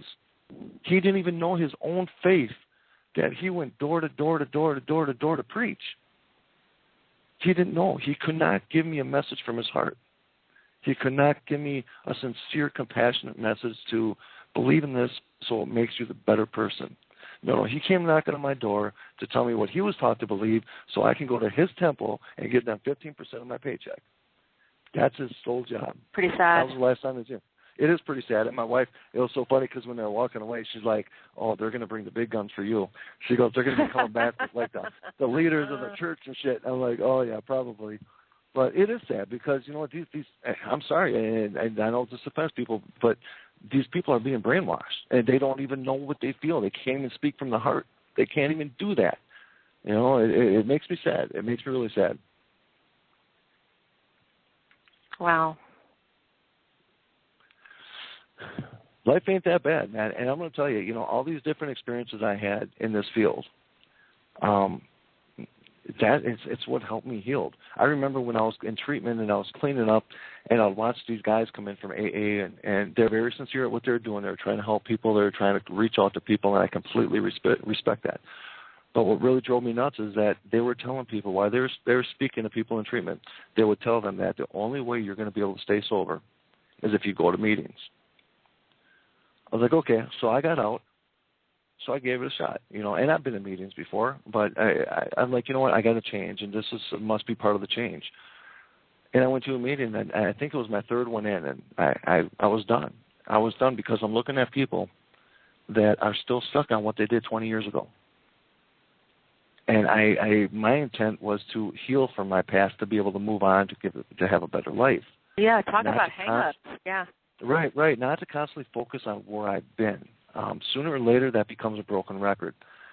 And it's so weird when I tell this to people, but it's this work. It's the people that I was able to work with, the healers, the shamans, the Native Americans that I've been able to sit down with and listen to them speak and listen to understand and not to react. You know, you hear that all the time, and that's what I do.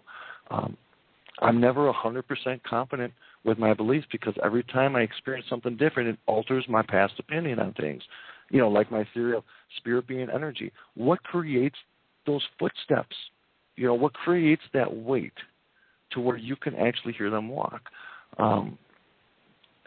You just constantly, and I think it's important in this field to constantly keep an open mind because sometimes what we think is getting close to a pretty strong belief, we completely get debunked on that and experience something completely different. So it's like an evolution. You just completely keep evolving. But it was these experiences and a lot of these healing sessions me and my wife do with people, and with leaving end in spirit and some of the stuff that we got on audio, I mean, these people are screaming for help. These people are they're the help me's and I'm thirsties and please help. And I got audio that's just heartbreaking. And I always ask people, it is heartbreaking. I ask people, what if you lived in spirit how you live now? What if you live like that in spirit? Is that the place you want to go? You know, we're tested in this life. We're not given magical powers by somebody in the sky. We are tested as a human being to become the better person, to become good people, to take responsibility for who we are, whether it be in the paranormal field or not. There's so many people that put so much energy into worrying about what other people are doing and focusing on what everybody else is doing, and they invested that time in themselves. I mean, they'd be a lot better off, that's for sure. You know, I've seen people killed. I've found friends dead. You know, I could use my past as an excuse to completely be nobody the rest of my life if I wanted to. But yet I look at it from a different perspective, and I looked at it as a lesson that I put myself into. I take responsibility for that. And, you know, damn it, I'm going to tell you something, man. Life is pretty damn good. It's pretty damn good. I love what I do. I'm going to frickin' Egypt. I'm going to the UK. I get to work with some of the best in the field and Egyptologists, and we get to go in these pyramids, and we get to do investigative work, and we get to try to understand the world of spirit over there, and to work with these people and to be able to work with the Tibetan monk. And this is where it's leading me. And there's no effort. Once you believe it's going to happen, it's that thought again. It's our thought creating the reality. Once you believe you deserve it, and once you believe it's going to happen, it just starts happening. And once we start understanding life from that perspective, we live better as a person. And we start attracting those type of people to us. And we don't have to sit there and worry about who we take in as friends anymore, you know, because we know that the right people come into our life for the right reason. Sometimes it's a lesson, sometimes it's not. But it's just work in this field. And sometimes people look at me like I'm nuts. But it's just work in this field, doing these crossings. Whatever we're capable of doing something that manifests something that allows something to happen for these lower energy spirits to transition to a higher vibrational state. I mean, hours of audio I have talking about the angels and the light, and it just intelligent stuff where they're saying my name and thanking me, calling me the messenger, and it's crazy. It's crazy. And how could you not? I'm definitely gonna check out your YouTube for sure. I would love to hear some of that. That is amazing. I'm very interested. Just, you know, for both of you guys, you know what I'm gonna do is you know, the Devon story I told you about. Yeah. I'm gonna put together the full audio for that, and I have them all individualized right now, but I'll send the whole audio over to you guys, and you guys can listen to that. Yeah, I'll give you my email. I'll send it to you privately. Yeah, that's great. The Fernhill House, just because I'm referencing these locations here, I will send you audio from the Fernhill House, and I'll send you some audio or video too from the Fernhill House. And then another location that I've been working for probably 2 years now. It's in Osceola. It was one of the old water distilleries. It's a mansion. And there's another place. That's where we've seen the big blue orb. They have full sentence conversations with us there. Full sentence conversations with us. And the saddest part is the owner, she just got a hold of me. Her and her husband are separating, and she's moving to Florida. So we got one more time after all this time you spend there. You're down to the final moment. But this was another place where, I was asking questions in the bedroom because she feels like somebody's stalking her in the bedroom. And I asked, why do you do this? Why do you make her feel uncomfortable? And he goes, I don't. And then the second he said that, you hear a lady come through and she goes, he's abusive. I'm like, oh, hell no, I didn't just hear that. So it's God. Like you're telling me. Yeah, right, so he's abusive, but she was telling me. And then a couple minutes later, I heard you, and I says, I says, you know my name. Please just tell me your name so I know who we're talking to. And then you heard this guy come through, and he said, David. And then all of a sudden you heard that voice come through again. He goes, why'd you tell them? Leave us. Just like wow. that. Right, so what is it? What is it that, why don't they? What are there rules? Are they not allowed to talk with us? Why is it so hard for us to communicate? Why is it sometimes we get short sentences and then we don't get nothing for 2 or 3 hours? Do they need to build up some kind of energy? This is all the questions that go through my mind. Yeah. It's an amazing location. And then I asked in the same house, there was a lady in the room, and she kept coming through. I go, what'd you do? Did you work here? Did you live here? How are you associated with this land? And she goes, a housemaid. I'm free. I don't get any more intelligent than that, No, that's amazing. So it's a wonderful field if you let it to be wonderful. And I always hope that anytime I talk about this stuff, that if there's one person that hears my voice, that can make them approach this from a different perspective, hopefully it can do what it did for me. And hopefully they can do the same thing I'm doing now, and they can reach out to other people, and people can learn to live a better life spiritually and physically in the regular world, and not let everything around us destroy us, and just be our own individual. That's my mission, at least. That's a good mission. That's pretty awesome. You're doing some incredible work. I mean, really, you've got a lot going on. A lot. Right now, it's a little overboard. Me and the wife, we've been talking about it, and the last thing I ever want to do is neglect my time for my family because of this. Yeah. But when I do, we're doing a documentary. We're shooting it next month. I do a walk. It's a 40-mile walk, and I do it for bullying, for the awareness. And I'm also going to have one of Devin's toys with me because I've gotten this connection with Devin now. And I feel he's always around me. Not always, but I feel him when he comes to visit me. Yeah. And I talk to Mom. I'm like, just if I can have one of his toys with me. And everybody's like, well, I do these local events all the time. And they're like, well, why don't you just set up an event somewhere, have people come, and just give one of your speeches, do an hour speech or something. I'm like, well, here's the point. I said, I'm not in shape. I'm not in shape like I used to be. And you walk 40 miles in one day. I can't do it. Well, I'm not in that kind of shape either. No. The entire time, this is how our minds work. We have 80,000 thoughts a day, and 80% of those thoughts are negative. The entire time that you do this, you are constantly telling yourself to quit, to give up, to do it the easy way, to catch a ride. I remember the last time I did it last year. People knew what I was doing, and I was on some country roads. They were pulling over. They were bringing me food. They were asking me if I wanted to ride. I wanted to tell them yes, because this is how life is. We constantly want to give up. We constantly want to go the path of least resistance. We always want to do things the easy way. But sometimes for us to excel to the next level, we have to be willing to make the sacrifice. We have to be willing to fail, because as long as we fail, we're not giving up. It's when we stop trying. It's when we give up. Failing is okay. It's a first attempt to learn. Yeah, you can't be afraid of failure. I mean, you'll never get anywhere if you're afraid to fail. But, these people these days, with our society and with media and everything, we are lazy. We are. We are a lazy society. We are psychologically broken.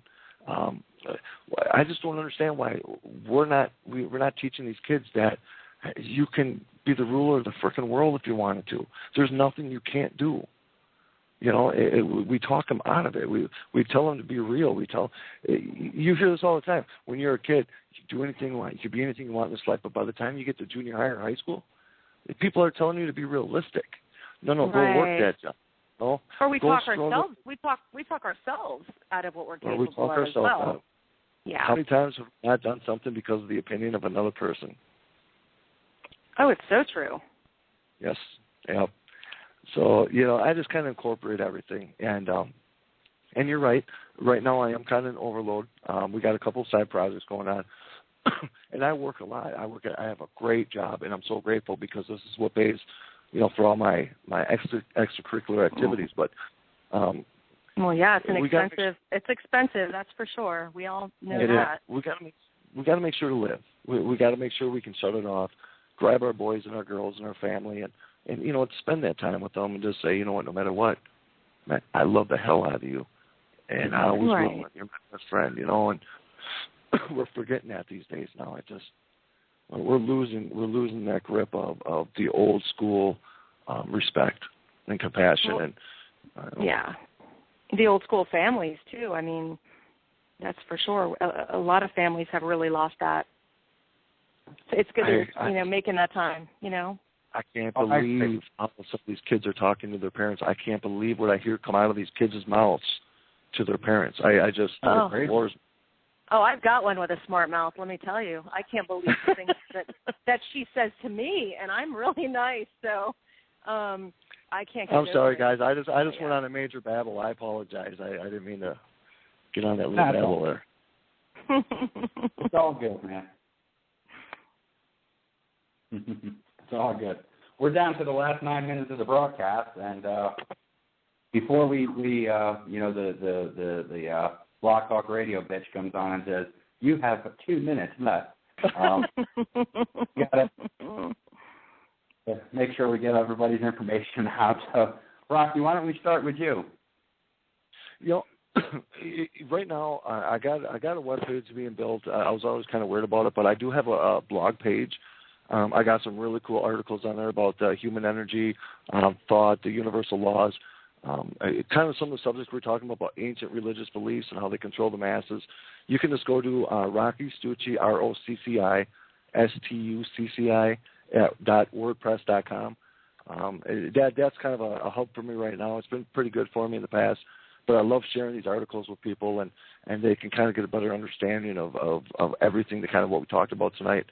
And then they can also look me up on Facebook. There's not too many Rockies out there that's spelled ROCCI. So just look me up on Facebook too, and hit the friend request there, and I'll be happy to gain a new friend or stalker. And, we'll go to Jody. Jody, do you know that this whole entire night I have not made one joke about your boobs or anything?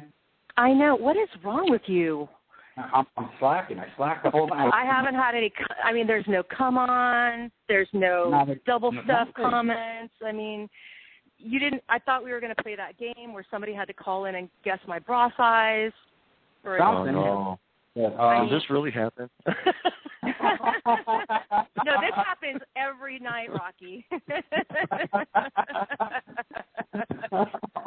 Okay, yes, so does. But anybody that wants to find me, you can find me pretty much everywhere. I am, on Facebook under Jody Johans Smith, which is my psychic name. There's also a Facebook page that is Joe Hants. You can also find me on Instagram, Pinterest, and Twitter under Joe Hants, and that is JOHAUNTS. So, love to have new followers, love to make new friends. And, of course, you can find me here on Monday and Tuesday night with Jason.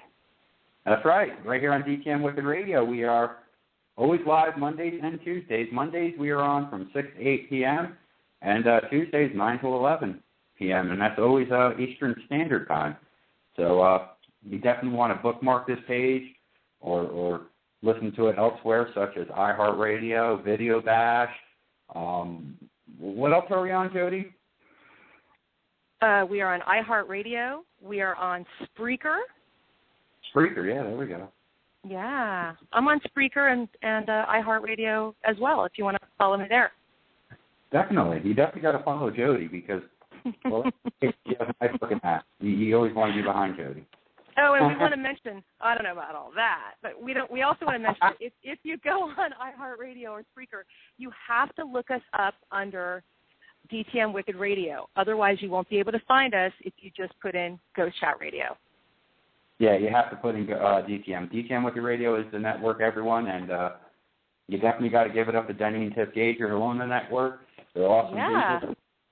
They also have a fan page, too, on Facebook that these guys got to go check it out. Just, check out DTM Wicked Radio and on Facebook, and the page will come up and give that a like because I'm pretty sure, Jody, you can agree that there's a lot of awesome shows right here on DTM. There's a lot of awesome shows. I mean, I'm listening to new ones all the time, and I know that they're adding new ones to the network all the time. But they're all different, they're all interesting, and they all have really fun people on them. Whatever you're playing, we got it. Absolutely. A lot of fun guests coming on this season as well, here on Ghost Chat Radio, and also I know on some of the other shows on the network as well. Yeah. Well, who do we have coming on next week, Jody? I'm going to have to get back to you on that. I don't have the calendar open right in front of me. I'm sorry. Always got to put her on the spot. You've got to put me on the spot. Next, I'm going to keep a list in front of me from now on. I know one of our listeners is coming on Monday, a gentleman that you picked up from the fan page. He's going to come on Monday. But I will post it on the fan page and also on my page who's coming on next week. Excellent. And if anyone wants to contact me, the best way to do it is just look me up on Facebook. Just check out Jason Stanton. I'll pop up. Go to the Ghost Chat Radio fan page. Give that a like. I encourage everybody to give that a like because I always try to do what I can to keep up to date on what's happening, what guests we have coming up, how far a sausage Jody can take. All that good stuff is always on the fan page. So. How to properly eat a banana, All that good stuff. Jody will give you a video footage with a banana, how to put a condom on through her mouth. I'm only kidding. That would have to be after some kind of contest that I lost. I'll tell you. I haven't talked with you the whole show, Jody. So you got 2 hours just with cracks coming down. I know, and I was naked and everything for this show. I mean, I was ready for that. Oh, yeah, mamma mia, bruta mia. Somebody help me now. I've been doing everything I can to say nothing the last 5 minutes, but that. See what happens when you go. See what happens when you go to Catholic girls' school for 12 years. Mm-hmm. I like they get all pent up and they don't know what to handle too. Hey guys, I know you guys got to go, but I just want to say just a huge thanks to both you guys, man. Much love and respect, you guys. I mean, both here and our other communication. You guys have always been very cool with me and very respectful, and I very much admire both you guys and what you do, and I'm very grateful for you guys allowing me to be on tonight. And I look forward to you guys coming on my show within the next couple of weeks. I am looking forward to it, Rocky. Thank you so much for coming on. It was really a lot of interesting stories. Thanks. Thank you, Jason. Thank you, Cody. A pleasure having you on, Rocky. You have been a wonderful guest, very insightful. Your story is extremely amazing, and I'm sure that a lot of my listeners will agree, and you might have even touched a few of them, which I'm hoping. So you have definitely truly been one of my better guests that I've ever had on the show. So I'm hoping in the future one day I can get you back on. And I definitely think.